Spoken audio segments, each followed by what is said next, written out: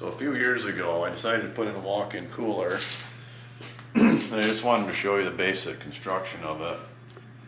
What I did inside my barn, this was an open corner before, and I studded this room in out of 2x4s. This is a 5x7 room.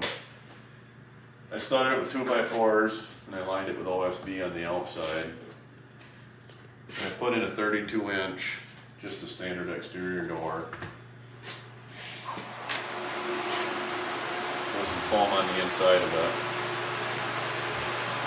And inside, I insulated these studs with fiberglass, and I lined it all with 1-inch foam. Let me just turn the switch off here to shut that fan on.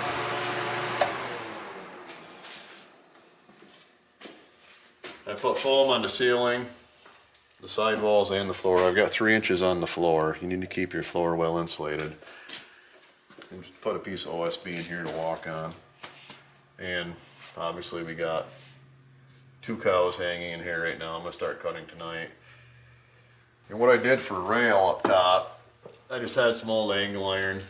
I put some GRKs up in the ceiling joists to hold that. And because I have this wall and this wall, that actually supports those trusses, so I got plenty of support up there. Then I just made some of these rebar hooks. They work okay, but I think now, after this year, I'm going to get some chain, just make some loops to hook onto these rebar hooks. And one thing you want to do on these, you want to get them sealed up really good, so any cracks, any joints, you want to get some spray foam in there. And for the door, just to keep it economical, I just did use a steel door. This is actually an in-swing door. I just took the casing off the inside of the jamb and put it onto the outside and basically made it into an outswing. I got my thermometer over there for it. And for the refrigeration, I actually got this for free. This came out of an old antique ice chest, and this was going to get thrown away, and I grabbed it up. And I just reinstalled it here the same way it was installed in the ice chest. And I just made a little piece of conduit there to run everything in and foamed it shut. And this is the condensate tube. It just drains into a pail.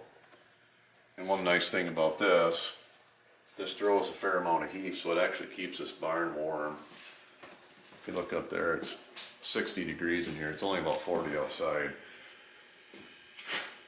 At some point I'll plumb this over into the drain, but for now it just works fine to go into the pail. So on the door, you want to get some foam on the back of that if you build it like this, because it will sweat a little bit. I typically don't butcher until late October, so it's not really an issue, but if you're going to use these in the summertime, that door will really sweat. And if I was going to use this in the summer when it's like 85 or 90 out, I'd have to put another layer of foam in there because it's not quite insulated enough for summer use. I only use it for fall and it works good for that. And I'll hang this beef in there for about 3 weeks. It's been in there 3 weeks now. 3 to 3.5 weeks.